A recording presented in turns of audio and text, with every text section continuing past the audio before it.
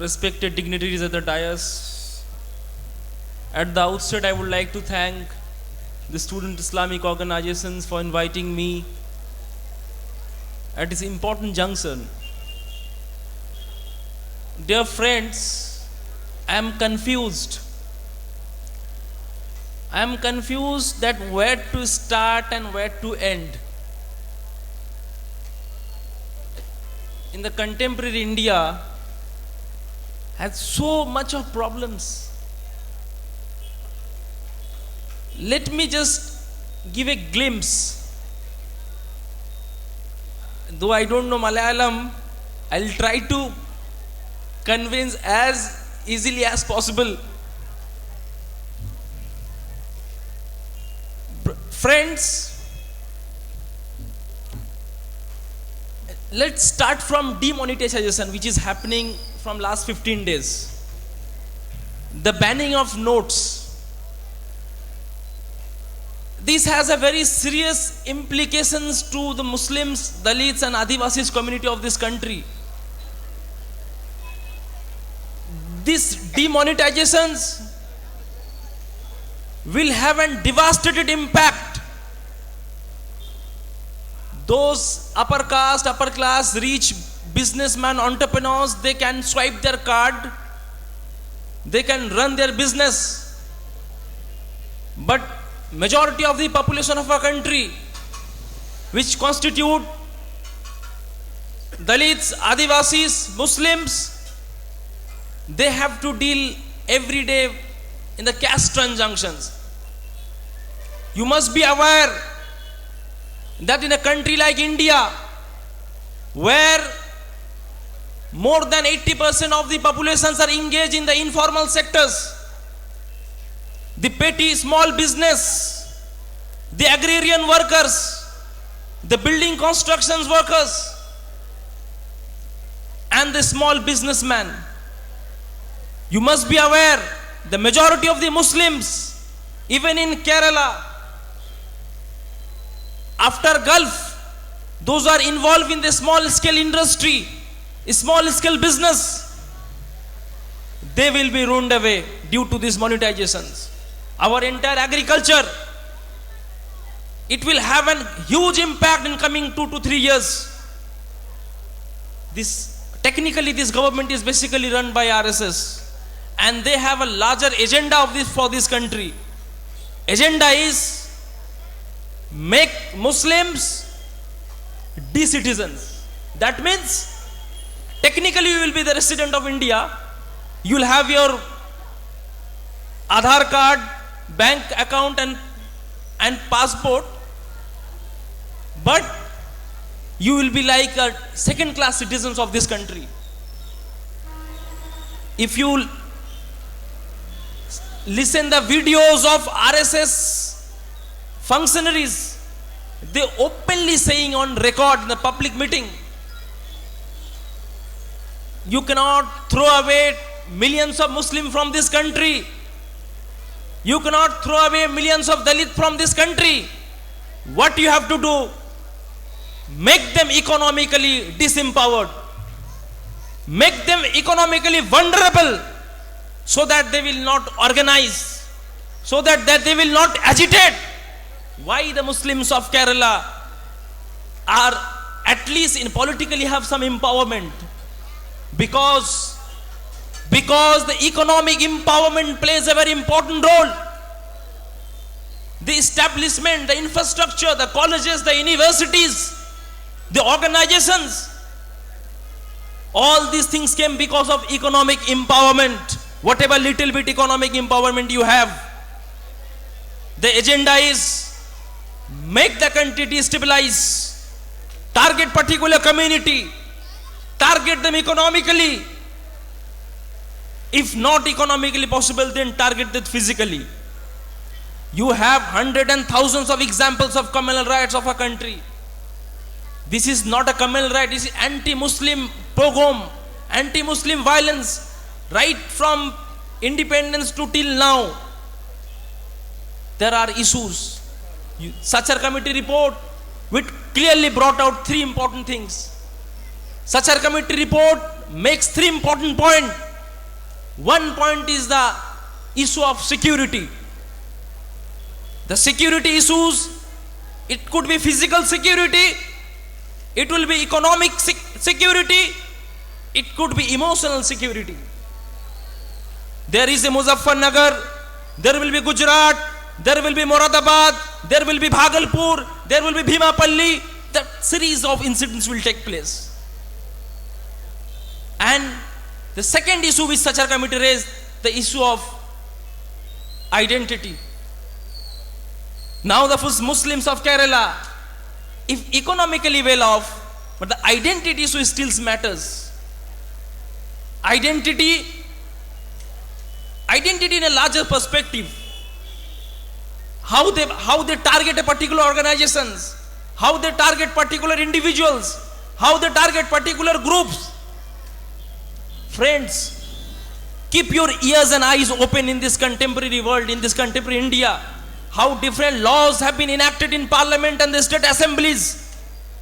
If you look at the regressive laws like POTA, TADA, UAPA, we'll understand the trap. Earlier they used to target Muslim Maulanas, Alim Ulemas, but their target goal has changed now. They understood Ulema has certain limitations. In Hindi there was a kahawat ki mulla ki daud masjid tak. They understood only targeting ulema will not be sufficient. Let us target educated Muslim youth who can think in a different way, who can organize his community, who can organize, who can agitate, who can claim the democratic and citizens' rights for his and her community. They are targeting the Muslim youths. That's why the issue of Najib is not a Najib as an individual. Of course they have hatred against Muslim individual, but the issue of Najib is not the issue of individual of Najib alone. The issue has larger signal to Muslim community कि अपने औकात पे रहो, हिंदुस्तान में रहना है. If you want to stay in a country like India, limit yourself. That's what the message, the clear message RSS is giving to the Muslim community. Najib, a bright student of biotechnology, just joined JNU. He thought that Jamia Millia Islamia won't be the good place to do higher education. With lot of dreams, with lot of hope, with lot of aspirations, he joined Jawaharlal Nehru University. Generally, when you say JNU, you find what a nice, progressive, beautiful place. Brother, the place, the state which I am delivering my speech, the state is now running by the left party, the CPIM. The same political parties were there in power in Jawaharlal University. Historically, JNU used to be called of the Red Fort, the bastion of the left. If the bastion of the left is not secure for a Muslim student, Muslim youth, where you will get security? Left front government of the Kerala has to answer these questions. You cannot simply shy away by just targeting RSS, BJP and Sangh Parivar. We have been doing this thing from past centuries. More than 70 years of our independence, we have been targeting RSS and Sangh Parivar. Unfortunately, we have not identified our other political parties, so-called secular political parties. What is Akhilesh Yadav doing? The Najib Ahmad is basically from Badaयूं, a district of Uttar Pradesh. Is it not the responsibility of the Chief Minister, Akhilesh Yadav, to take note of this Najib issue? The same Akhilesh Yadav will inaugurate Hajj committee. The same Akhilesh Yadav will go and have a float iftar party. The same Akhilesh Yadav will sitting a lot of ulemas and they'll garland them ulemas. Ulemas will garland him. It is unfortunate. It is unfortunate. We are between the trap of the secular and the communal. We are between the trap. The way Congress has used Muslims for past 70 years. You know what is the policy of Congress? They will not throw away Muslim community. They will keep Muslim community in the pocket. BJP will throw, Congress will keep in pocket. Whenever the requirement, they will say, yes, Muslim is with us. Now Muslim youth are understanding. It is a new churning in the Indian politics. Secular country, secular country, secular country. If country is so secular, who is ruling now? Thumping majority. A person who has government, the High Court, the Supreme Court is saying the person who has linked with 2002 riot. How come the same person is a Prime Minister? Friends, it is high time for not only Muslim youth, high time for all like-minded people who want to survive, who want to restore the democracy of our country. Dr. Ambedkar, who has drafted these constitutions, in the fundamental rights, it is clearly defined that dignity. As a citizens, we have dignity in this country. A student missing for more than 50 days, no hue and cry.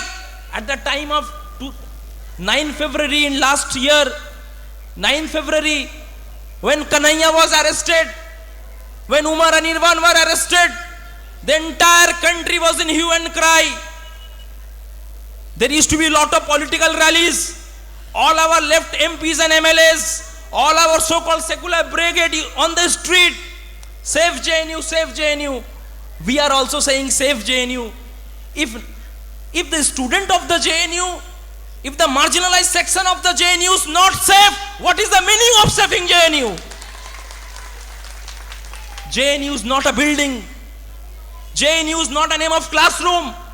JNU is not a name of exam and getting degrees. It is the people. That's why the idea of nation also matters. When you say nation, when you say India, it is not the territorial India. It is the people of this country. If the people of this country is not safe, India is also not safe. If Najib is not safe, JNU is also not safe. If Rohit is not safe, HU is also not safe. Brother, friends, sisters, with deep heart, coming right from the Delhi to here, not to see the God's own country, not to see the beauty of Kerala, just to convey the message, the country is moving in a very wrong directions. I am giving a small incidents. Look at the overall Muslim scenario of our country. Here and there you have Kerala little bit economically empowered. You have your political parties, organizations, institutions. But look at throughout country. What is the Muslim status? Constructions worker, agriculture workers, laborers, beggars, trafficking industry. This is the situation of Muslim society in India. And what politics happens? What is our Muslim leadership is doing? We have to question that our leadership too. This is a high time. This is a high time to understand economic marginalization, demonetization, abduction of Najib, killing of Rohit Vemula. These all are connected issues. You know why? You know why Najib and Rohit? Because Dalit youths are being organized in the University of Hyderabad. The Brahminical Hindutva forces, they cannot digest that. How come Dalit organizations are getting united and taking the issues of Muslims, Adivasis and other backward classes? We have to imagine the Indian politics in a different way. I am coming from Bengal, and I am sure, I have been told by my friends that in Kerala, in the morning, 8 o'clock, there is another Bengal. All those construction workers, laborers from Murshidabad, Malda, Dinajpur, Kuch Bihar, Jalpaiguri, Assam, they all come for their livelihood in Kerala. The same left government, Comrade Buddhadev Bhattacharya, Comrade Jyoti Basu, they have ruled the state for 3.5 decades, 34 years. Now you tell me, if the government is secular, if the government is progressive, Sachar committee report says the Muslim percentage in West Bengal is 27%, but their share in employment is only 2%. Large number of Muslim migrant workers, they go out from state of Bengal. No presence in universities, no job, no employment, no dignity. And you are ruling. We are progressive party. We are secular political parties. This was your secularisms. Friends, let me put another important point. The another important issue is, we have lot of problems within community, beyond community. We have problems of maslaks, we have problems of school of thoughts, and this problem is increasing and it's turning in a different way. Brother, no one knows whether Najib is Hanafi or Shafi or Maliki or Ahl Hadith or Barelvi or Ahl Sunnat al Jamaat. No one knows who is Najib is. When they will target, they have their fixed audience how to target. They will not see whether you are wearing pagdi or not, whether you are saying Amin in loud or slow, they will not see that. Whether you are Sunni or Hanafi or Ahl Sunnat al Jamaat or Ahl Hadith or Jamaat Islami, they will not see that. They have their fixed audience. I am not saying resolve all issues. The issue of maslaks, the issue of school of thoughts, it will be there. Let us celebrate the diversity. The Islams have different way to look into it. But as far as the dignity is concerned, as far as rights is concerned, as far as the life of a Muslim student is concerned, you have to be united. When I say you, it is not Muslims alone. It is along with Muslims, Dalits, the Adivasis, all have to be in one boat. Nobody is saying the situation of Adivasis. You must be aware that old Chota Nagpur Tenancy Act of Jharkhand, Chota Nagpur Tenancy Act is basically a tribal land should not be taken away by non-tribals. This current BJP government of Jharkhand is amending that act so that they can acquire the land of the tribals. It is the responsibility of Muslims organizations also to raise the issue of the deprived tribal community of our country. The entire central India, the entire Jharkhand, all this in a serious problem of economic marginalization. Friends, I won't take much time. My simple, humble suggestion to each and everyone, don't be carried away by the secular rhetoric of political parties. BJP is, we know who is BJP, but we also have to know non-BJP is spreading the ideology of BJP. I am not going to name any political party. You are conscious enough, you are responsible enough. Don't be swayed away, carried away by the rhetoric remarks. Let us ask for, let us take a pledge that each and every individual should be connected to the larger community for ensuring the rights, ensuring the democratic rights, the rights of the citizens of this country. Unless, if you don't do that, it will be devastating problem. You must be aware, even in Kerala, there are activists, there are human rights activists who are languishing in jails year after years. There are hundreds of youths, hundreds of Muslim activists in the name of UAPA, in the name of TADA, in the name of quota, in the name of all other regressive acts, they are in jail. And you know how they divide community? When you go and talk to another Muslim community, they will say, kuch to kuch kiya hoga. Kuch to zarur kiya hoga. They will go and brainwash Ahle Hadith. They will go and brainwash our Ahle Sunnatul Jamaat brothers. Why I am saying? Look at the National Crime Records Bureau report. It is available in the website. Look at the number of persons are languishing in jail without any trials. They are not even given chance to hire advocates. There is no fair trial. There is no evidence. But they are languishing in jails. In the jails of Kerala, in the jails of Karnataka, Maharashtra, Uttar Pradesh. I can name lot of many states.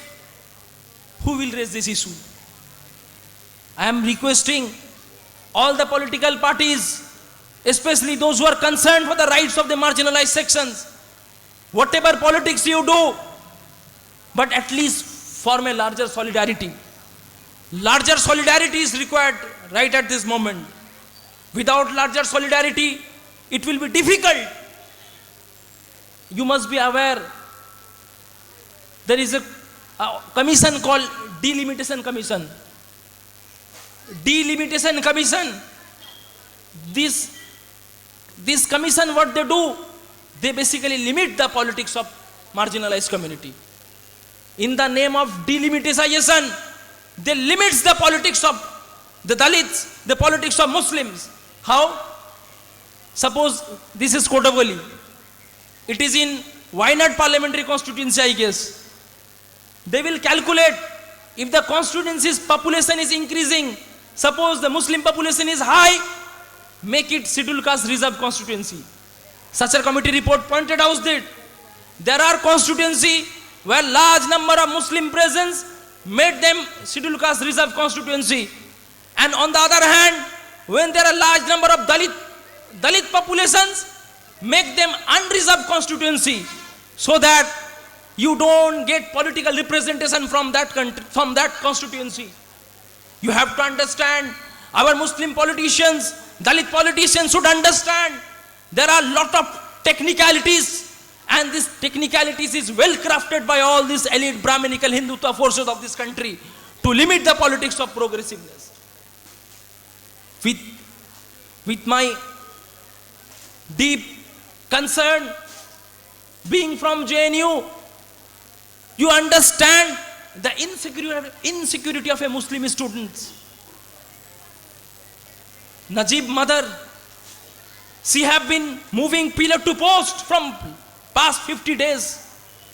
His sister, moving pillar to post from past 50 days.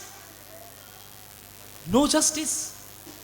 Modi ji, you are talking about I will give rights to the Muslim women by amending triple talaq. You give rights to the mother of Najib first. You don't have to be concerned about the Muslim women. You give the rights of Najib mother first. Look at the consciousness of a middle class Indian citizens. No sense of remorse.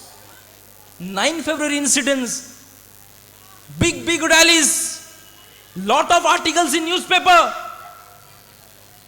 Azadi, Azadi, Azadi. And as far as Najib is concerned, now news in the 3rd page of a newspaper, small clip. A small student leaders will give a lecture that will become a front page news. And when the Najib is disappeared and his mother is crying, police is pulling his mother and that news is coming in the third page. This is a responsible society. This is the responsible media. This has to understand in the larger context, my friends.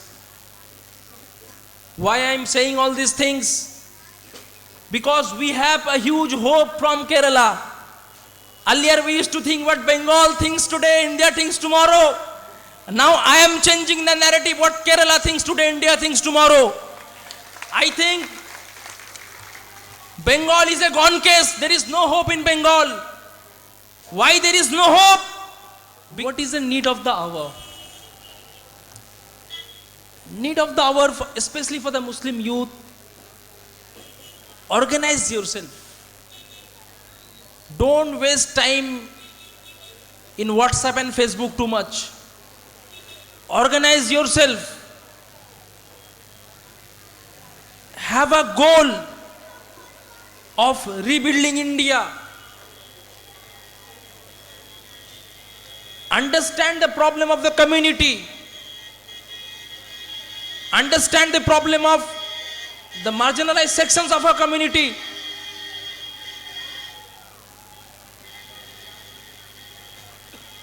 Think about a future. Think about a future. The future of not only career and building home and going to Gulf. The career of, think about how to formulate policies, how to organize the marginalized sections of our country, how to strengthen the democracy of our country, how to have a new politics, a new imagination of Indian politics, where all those oppressed unity, oppressed nationalities, oppressed caste, oppressed class, oppressed region, the unity of the oppressed, this has to be the sole concern of the marginalized youth of our country. Lastly, I would like to request our religious leadership of our country, with deep respect, with serious acknowledging of their works at their different levels, we have to understand, we have to rethink about the rights of women of our community. Qazi Nazrul Islam, a famous Bengali poet in 1960s, he is saying, I am saying in Bangla, পৃথিবী যখন ব্যস্ত বিজ্ঞান আর প্রযুক্তি নিয়ে, আমাদের মোল্লারা ব্যস্ত কোরআন হাদিস চষে কিভাবে বিবি তালাক দেওয়া যায়। Translation is that when the entire world is concerned, the entire community, global community is concerned about the development of progressive of science, technology, education, and our religious leadership is finding how to give talak. I am not saying that talak is not important. Talak is of course important, but we have to go beyond that imagination of the women rights. Now Muslim women are questioning in a public forum about their rights and dignity. We have to understand the present scenario, changing context of the globe. And second thing, to our religious authority, each and every group, they are saying I am pure, I am pure, I am progressive, I am sacrosanct. The whole superiority complex coming to Muslims religious leadership has to come out from the superiority complex. Let us sit and discuss in the table.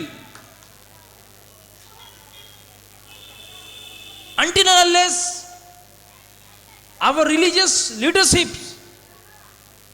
among within themselves is not concerned and taking this issue seriously, it will be it will be very difficult in a country like India to operate.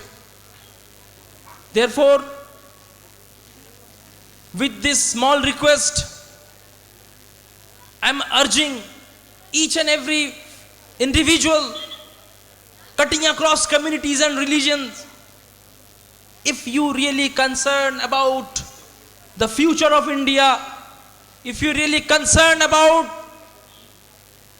the concept of social justice and democratic rights, you have to be united. And there will be difference of opinions. You have to chalk out a strategy how to live with differences. Thank you so much.